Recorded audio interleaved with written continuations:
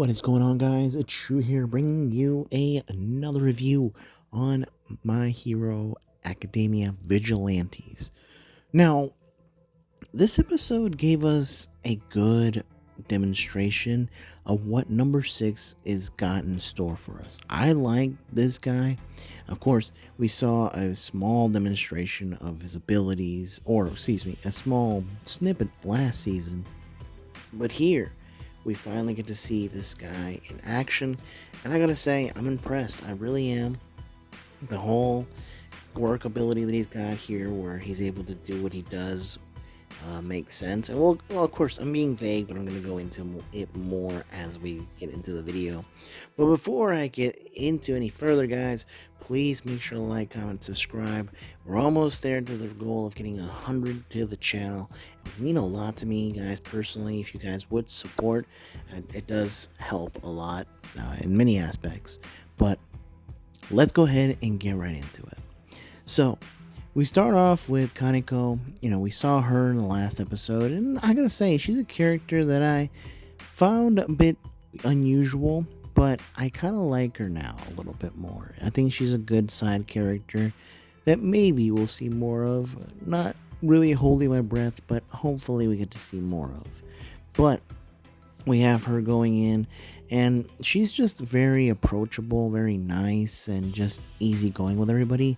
So when she was able to kind of infiltrate the cargo, and everyone was like, oh, what's up, and she was let in, and she found out the truth. She found that the drugs that she was looking for was in the food, but it wasn't like in plain sight. It was actually in the ice packs, which I think is smart.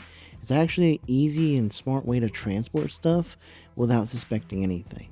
And of course, everything seems to have pinpointed that all of them are like this.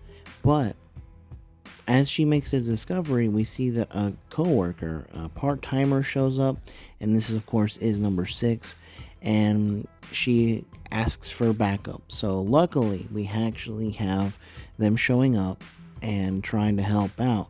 However, he actually used the machines, the giant crab machines, against them, and started going up against FATGUM specifically, but they also had bombs.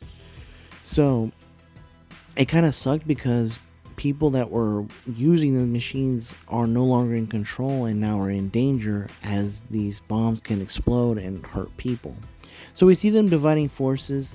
We have Kaneko and FATGUM trying to kind of stop things, while we have the police trying to take care of our boy here. But they learn a quick lesson of the ability that number 6 has, and that is that he's able to kind of move quickly, but he also can use that ability to slow time, or go in a basically in a very accelerated moment, allowing him to kind of work the way he wants with the time that he has.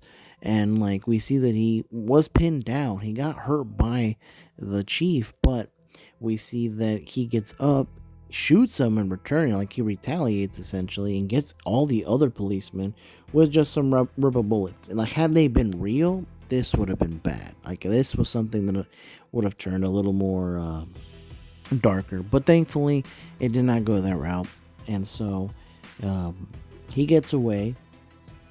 We then have the robots being dealt with, and Kaneko using her quirk as well, freeing the people, where she can use her arms, her hands and her legs, as we discovered later, to kind of cut things in half, or cut things to where it's to her ability. And so it was nice that she saved people, and FATGUM came in clutch, because we see that Pop, she was stuck in hers. Koichi tried to help, wasn't enough. He actually went past FATGUM, because obviously can't run. He's not a big runner. And luckily, Kaneko gets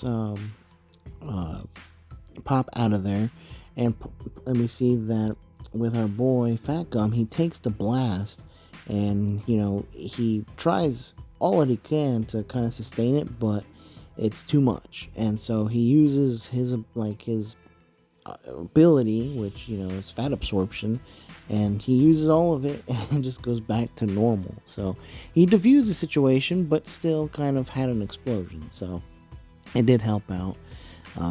But we have Pop and Koichi being basically let go to go home. They're, were, kind of wondering what's going to happen to them. They thought they were going to be kind of like, witnesses to the situation, but they weren't. And it was nice because at the very end, we have a moment here where they're both sharing, or mostly we have Pop sharing, and she's just really thankful for Koichi. So, another good episode, a good way to continue, and I'm excited what's to come for the next of the season.